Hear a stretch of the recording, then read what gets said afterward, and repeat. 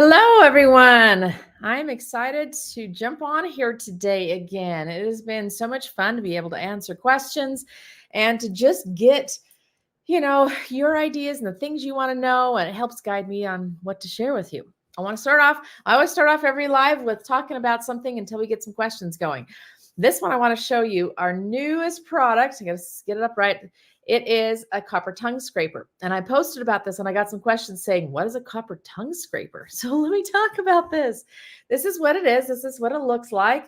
You can see it has a little bit of a thicker edge on this end and two little handles, and it's super like minuscule, tiny. You can't see, but right here on this little side, it says Living Well with Dr. Michelle. It's on there, but it's very, very little. So what this is used for is for doing tongue scraping. And why in the world would you need to do that? Well, I often will tell people your tongue is like a shag carpet. And you might think that you're cleaning it perfectly well by brushing it. But I want you to do a little experiment. I want you to get one of these tongue scrapers or a tongue scraper. I want you to brush your teeth, because this is the experiment that I did years ago. Brushed my teeth or brushed my tongue with my toothbrush. And then I did a tongue scraper. And I was amazed to see what was on this thing after scraping my tongue. What is that? What's on there? Well, it's what's called biofilm. It's full of bacteria. It's full of a lot of fungus, actually. That's where a lot of fungal issues kind of harbor and live. Some people have something called geographic tongue. I had it actually growing up, and in my teen and early college years, it was miserable. And what it was is it creates kind of these patches, these bare patches on the tongue, like where they're kind of smooth instead of normal texture, and red spots. And it makes it extremely sore to eat, especially things like acidic foods. So pineapple, tomatoes, like it hurt so bad. I couldn't even do it. What I started doing was, as soon as I started tongue scraping, all of a sudden my geographic tongue went away. I literally have had maybe 2 bouts of it ever since. Once was when I was pregnant. Another time was when I had a bunch of hormonal stuff going wacky. So I really believe that hormones have a part to play as well. But if you can keep the tongue clean and just clear those bacteria and fungus off there every single day, then they're not going to flourish. And it's really amazing to see the difference in tongue health, but overall health too, overall mouth health, gum health, when you're keeping that tongue clean. So how do you use this thing? So you're going to hold it by those 2 round handles. You're going to stick it as far back as you can go on your tongue. And then bring it forward. And you're going to see I got gunk off of this. So part of that's just kind of, what happens in your mouth during the day. But then I'm going to wash that. And then I'm going to do it again. And I'm going to do it as many times as it takes until this comes back clean. All that's doing is cleaning it. There's not a lot on here right now. It's basically like spit. The reason there's not a lot is because I do this twice a day. So I do this after brushing. So you're going to brush, floss, do whatever you're going to do. Then you're going to tongue scrape. I like to mouth rinse after tongue scraping, because the mouth rinse is then able to get into those little crevices and places in the tongue after you've done the scraping. So that's what I like to do. Highly recommend it. We're just barely getting it on the website. We just got them in, so it should be up probably within a week or so. It's a really great thing to do to balance what's called your oral biome, which is basically the bugs that are living in your mouth, which research shows that when you balance the oral biome, you're balancing the overall biome, your overall gut biome, and it improves health overall. This is actually an old Ayurvedic technique. Ayurveda is from India. So it's an old Indian technique that has been done for centuries. And copper is the material that they recommend using. So that's why we went with a copper tongue scraper. Copper is the material that they recommend using. It's the least reactive. I used plastic for forever. And now I'm thinking, oh, I don't want that in my mouth. I don't want scraping. I don't want bits of that. So copper is the best one to use. That's why ours are copper. Again, you don't need to get, like, you're going to be able to use this one for probably 5 years. So this is a one-time purchase and it's not very expensive. So check it out. Get your tongue scraper. We'll let you know when they're on there. All right. We've got a couple questions coming through. Any advice for translucent teeth? My 2 front teeth are not as dark white as my other teeth. What I want to tell you is that maybe because it's thinning from the backside. So feel behind here and see, do you feel like that's getting thin? If that's getting thin, enamel is actually translucent. So the enamel portion is actually see-through. The reason we can't just see through our teeth is because it has dentin underneath. Dentin is a different material. It has a different component, and it blocks the light transmission through that enamel because there's dentin underneath. Well, if you've worn away the dentin on the backside of those 2 front teeth, you're going to start to see through the enamel because there's no dentin behind it anymore. So I want you to check and see, is it because of that? It may be that you're bringing your bottom jaw forward like this against the backs of those front teeth to get more air. This is a common thing that I see. So if you're seeing flattening or translucent on these two front teeth, it may be because you're not getting enough air. You're wearing out the backs of those front teeth and you're just starting to see through them. So if that's the case, you've just found a bigger thing that you need to address. So that's where to start. Do I think water pick flossers are good? My dentist wants me to use that versus flossing by hand. I'm super worried about the mold though. Okay, so what does that mean? What is the mold concern?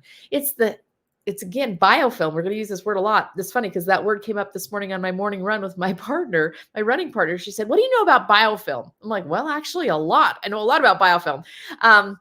But the biofilm, what that is it's just film that stays on the inside of tubing. So if there's water in a water pick, the risk is that there's going to be bacteria that stay on the inside of the tubing. What can you do about that? What you're going to do is you're going to put a little bit of my mouth rinse in with the water in your mouth in your water pick. It has colloidal silver, and colloidal silver is going to keep that biofilm clear and those water lines clear. So that's the concern about biofilm inside of there. Do you have to use a water pick? No. If you're a good flosser, then keep flossing. Water picks are nice for those that don't want to floss or that have maybe bigger spaces and harder places to get to. I love the shower flosser, which is a water flosser that goes inside of the shower. And I love it because it doesn't make a mess in your bathroom and it's always there. And so you just, divert the water for another minute and shower floss while you're showering.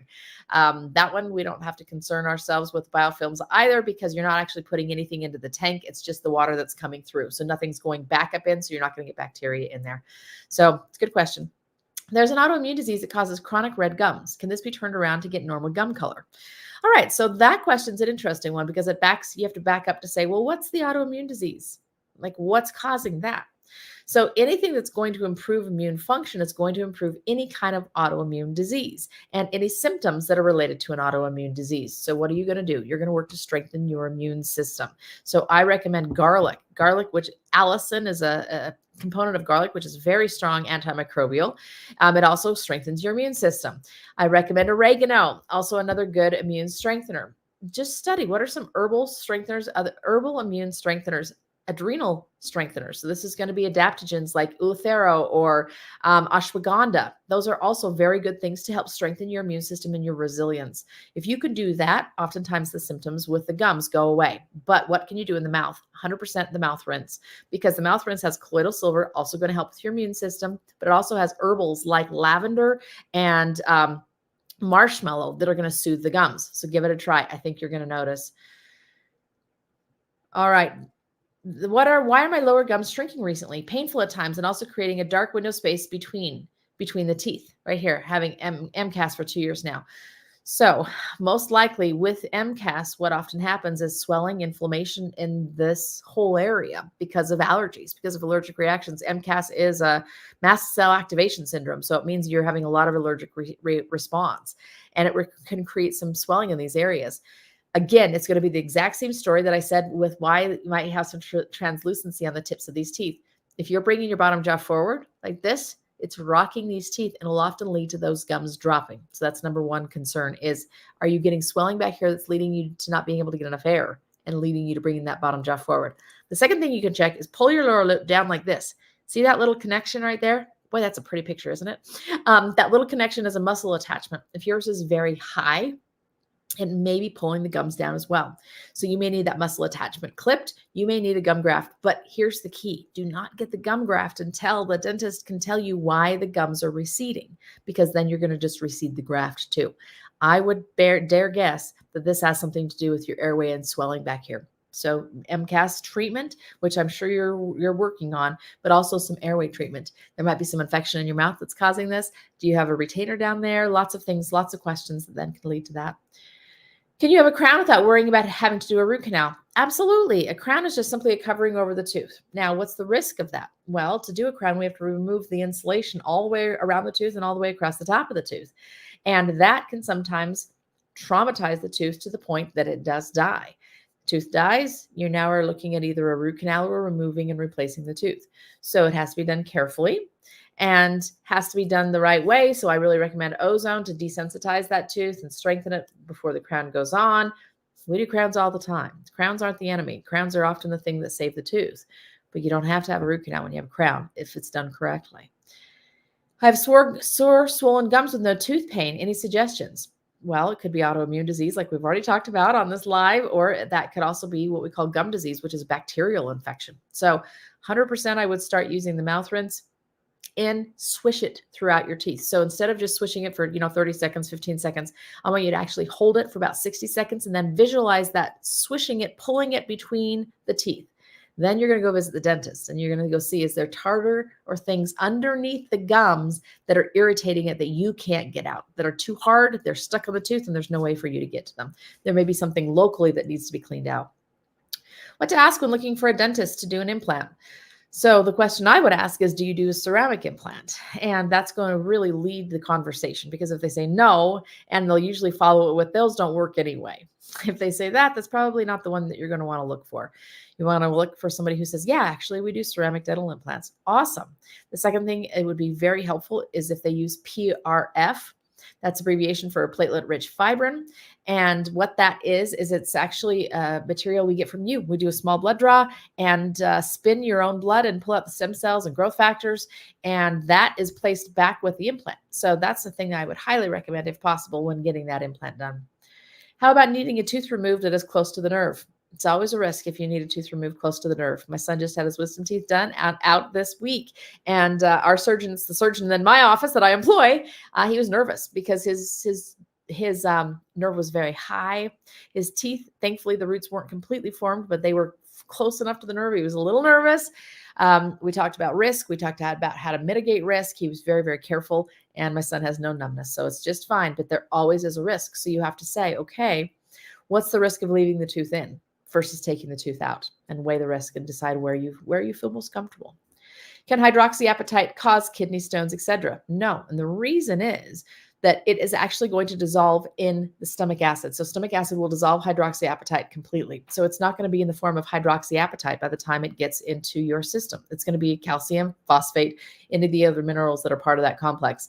If your body can't utilize calcium properly, which is going to be related to vitamin D3 levels and vitamin K2 levels. So you need to make sure you have vitamin D3, vitamin K2, so you can utilize calcium, and then it won't cause a problem. If any calcium is going to cause a kidney stone in you if you can't utilize it properly, it doesn't matter the source of it.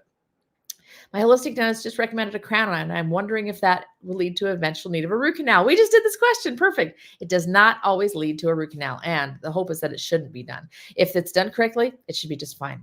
What is the best floss to use? I actually have some. It is bamboo charcoal floss coming out in hopefully about 2 weeks. That is my favorite because it doesn't have any plastics that we're worried about, that we don't like. It's also very good at getting through the teeth. So watch, it's coming very, very soon. I want to remove my first left molar. It has a root canal. Will it impact the other teeth above or adjacent teeth? So it sounds like it is the bottom tooth. If it's the only tooth that the top tooth hits, when that tooth goes away, the top tooth will move down. So typically we like to get an implant in there to be able to hold that tooth up. Will it affect the teeth on either side?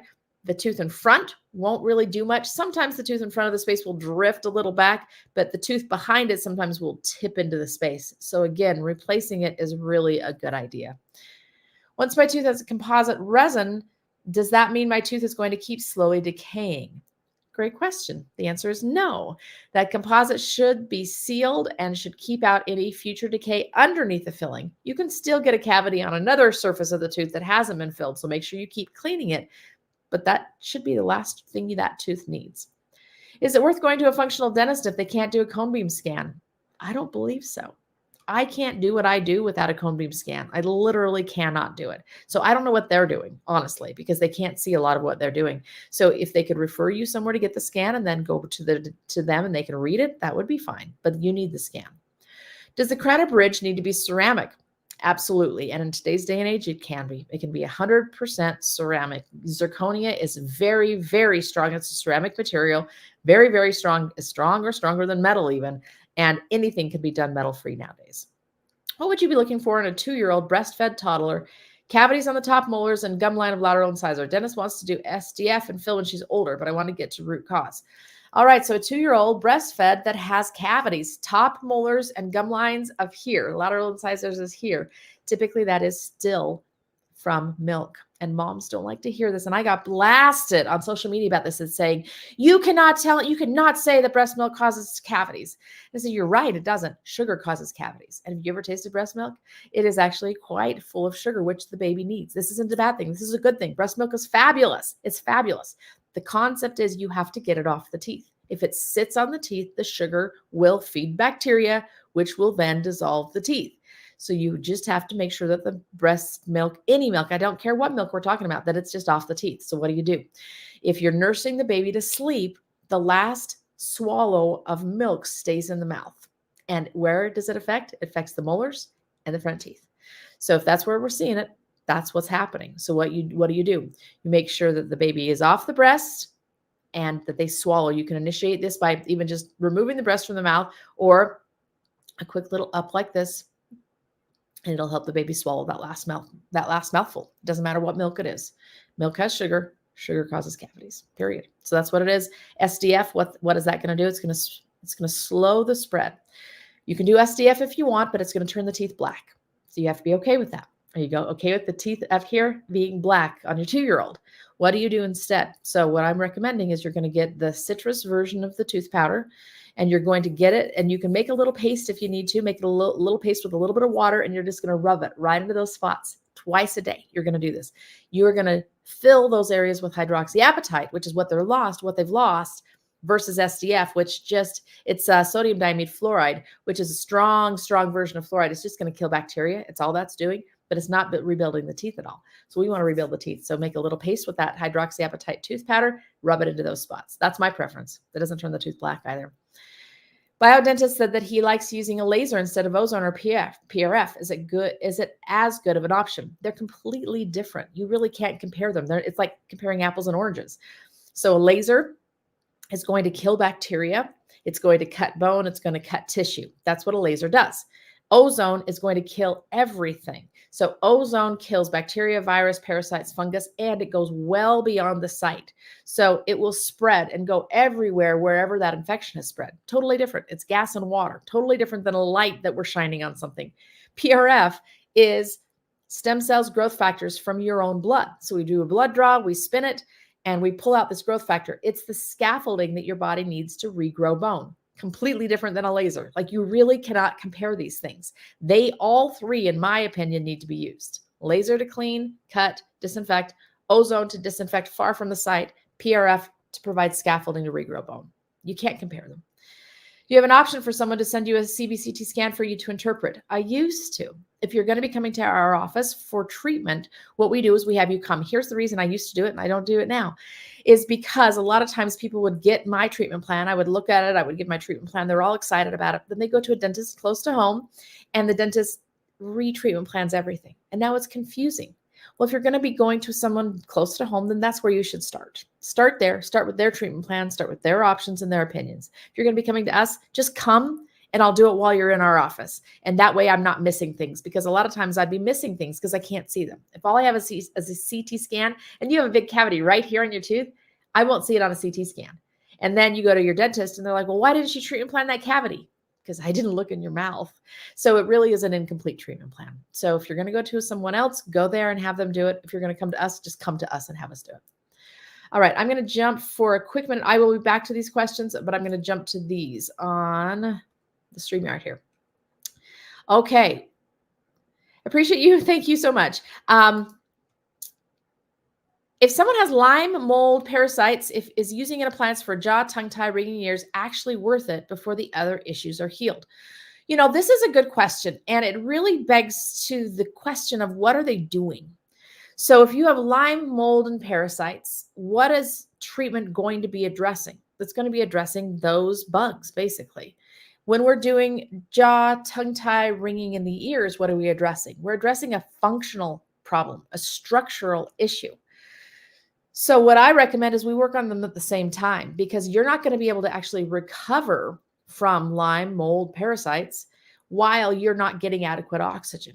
while your jaw is impinging on nerves and creating neurologic issues here. The body is not going to be functioning and healing the right way.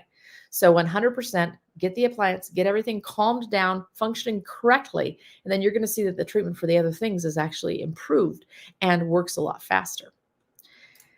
I had a dentist that wanted to start removing mercury fillings. I agreed to it, but immediately those teeth all hurt very bad. He kept brushing it off like it was my bite. I finally went to another dentist. He suggested it was either the material drilled too deep. He wanted to redo all of them. All of those teeth do feel better, but I still, let's see what this says. But I don't know what the rest of this comment is, but I do still have maybe issues. Let's just probably says that. So there are things that have to be done correctly for any filling. It doesn't matter if it's removing a mercury filling or whether it's just a white filling, a composite filling that's being placed. Things have to be done correctly. And the dentin or the underlying layer of the tooth needs to be sealed correctly. There needs to not be any air bubbles or voids in that filling material. The bite does need to be adjusted right. It's frustrating because you as a consumer don't know those things and you have no control over them. You're just, allowing the dentist to do the work and trusting that they're going to do all those steps for you correctly. If you do have ongoing pain, the first thing to check is the bite. That's exactly it. First thing to check is the bite, because it might be that you're just touching them too hard and they just hurt. If that doesn't help and the bite's perfect, then the next step to look at is that seal underneath and if there's air bubbles in there. So does it happen on occasion? Even in our office, it happens on occasion just because there's a lot of factors that go into this. If you get a little bit of saliva in there, it will impact it. A lot of factors go in. When we're working in a mouth, it's a hard place to work. Let's just be honest. Your tongue's in the way. You have saliva. You have air. You're breathing on it. You don't like us being in there. There's just a lot of factors that go into taking care of a tooth. Sometimes things don't go exactly perfectly as we would hope, but always as a dentist, we should work to help make it right. Bite first, though, and then look at problems with the fillings. I'm glad that some have already started feeling better. That's good news. Hopefully they will settle down. What I would recommend is actually omega-3 fatty acids. So a lot of omega-3s, which will calm that nerve pain down, are going to help, as well as vitamin D and vitamin K. Those are going to help with the nerve or the tooth remineralizing and just getting feeling better. Can a tooth extraction and implant be done on the same visit? Yes and no. The key is it's exactly if you think about a piece of wood and a screw. Now, if you have a very, very skinny piece of wood and you have a screw that needs to go in there, well, if the screw is wider, if the screw is bigger than the piece of wood, that's not going to work.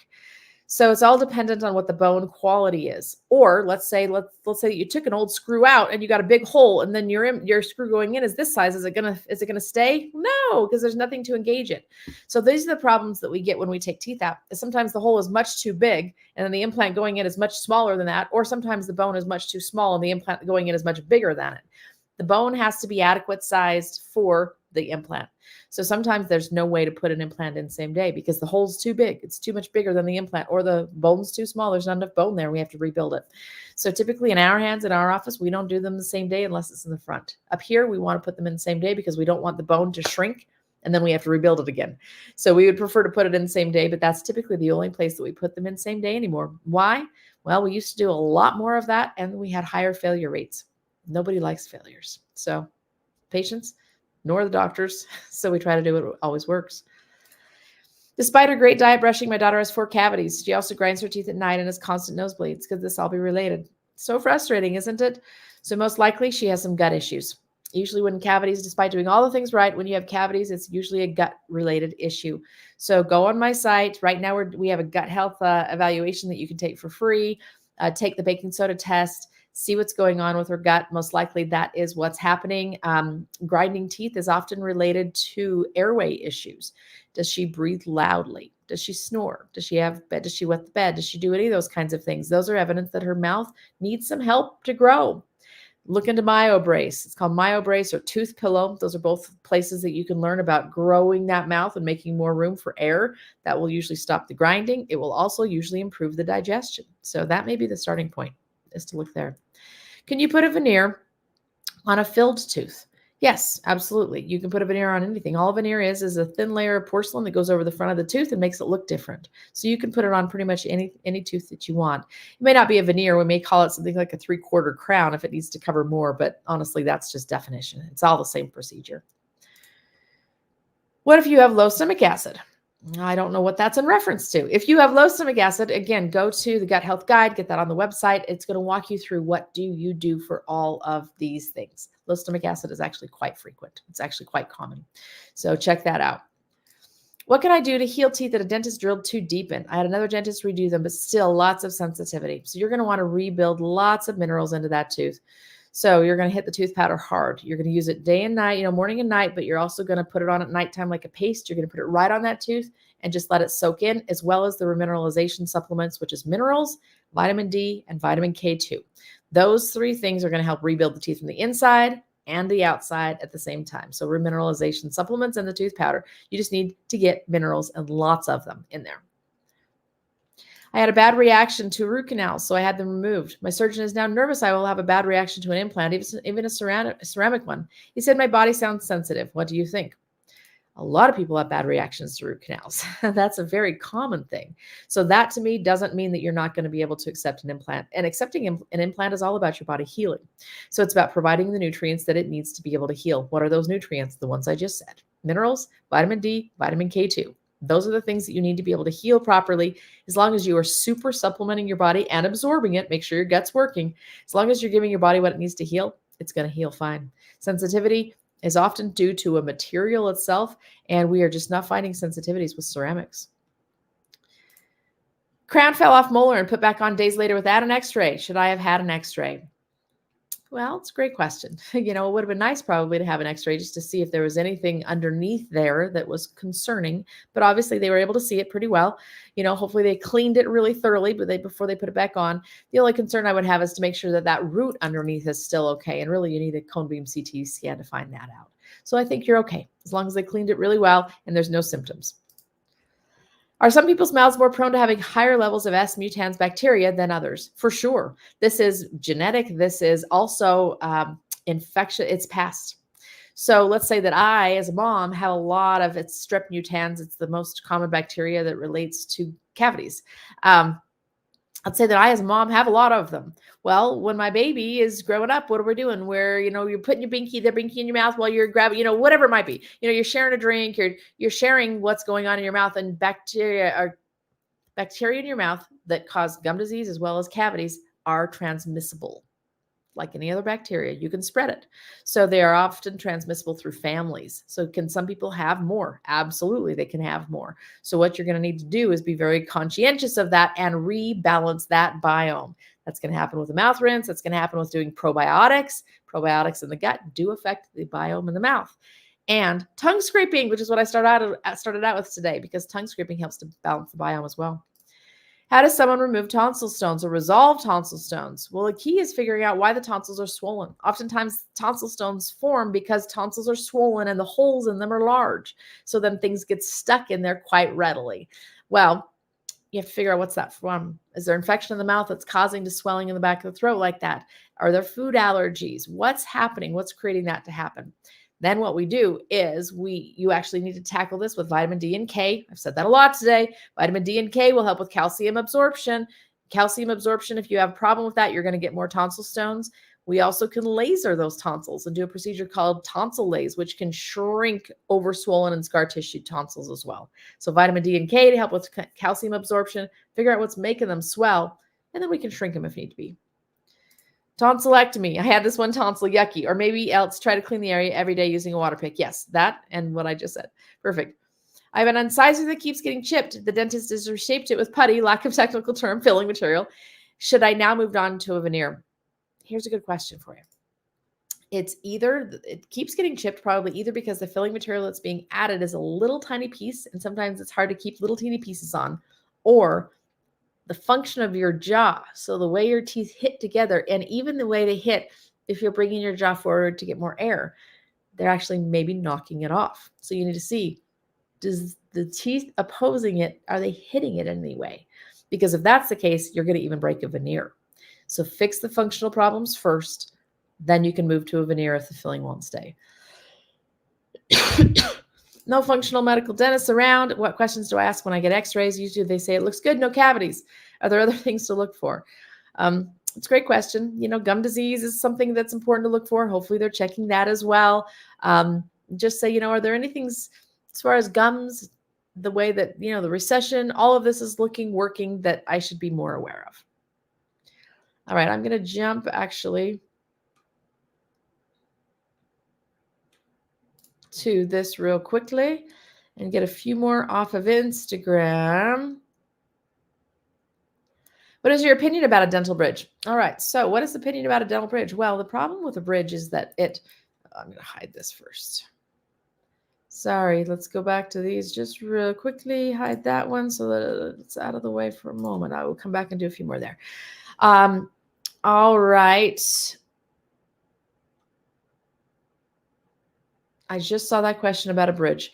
The problem about a bridge is that a bridge requires another tooth to hold the missing tooth in place. And the way a bridge works, you've got a tooth, space, tooth, but they're all connected together. So let's say you bite on this end, the other end's going to flex up. So it often causes micro leakages around the edge of the crown that's holding that bridge in place. And research shows that at about 10 years out, the tooth that's holding the bridge actually is lost as well. It's not worth it in my mind. Do a dental implant or partial denture if you can.